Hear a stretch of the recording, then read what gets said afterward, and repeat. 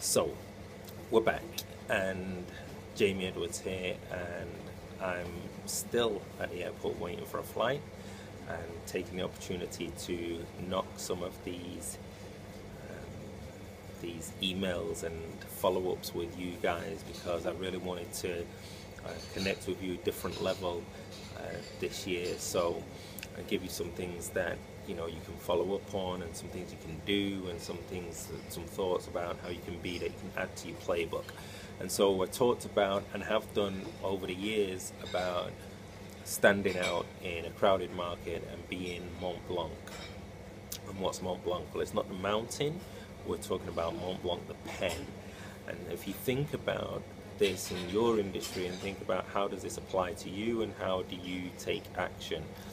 So there, let's take a normal pen. Let's take a big pen. Okay, so imagine I've got I don't know, maybe I've got a pen here somewhere, but so let's take an ordinary pen. It's a big pen and it costs 10p. The value of that pen is 10 pence. And you draw a line with that pen, and you draw a line with another pen, which is a Parker pen, and the Parker pen's probably around £5 plus for a Parker pen. Let's take a third pen. We've got a Uniball pen, and a Uniball, I love Uniballs. A Uniball pen is around £3. Okay, and we're talking approximately here. And let's take another pen. Let's say we have a hotel pen. That hotel pen is a free pen. Yeah, you pick that up on your way out. It's the one in the room. And then you've got another pen, which is a Mont Blanc.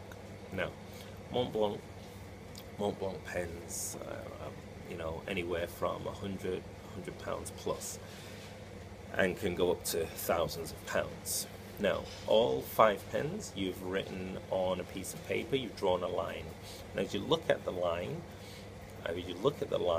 or lines, you can't tell any difference. You can't tell whether the big pen, which is 10 pence, you can't tell there is £100 difference between the Mont Blanc line. You can't tell £3 difference between the line from the Uniball pen to the Mont Blanc pen, like £97 plus difference.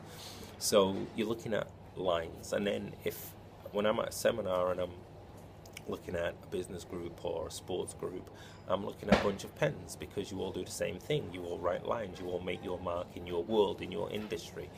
And if you make your mark in your industry, then the question is, if you're doing it the same as everybody else, then the question is, how do you stand out?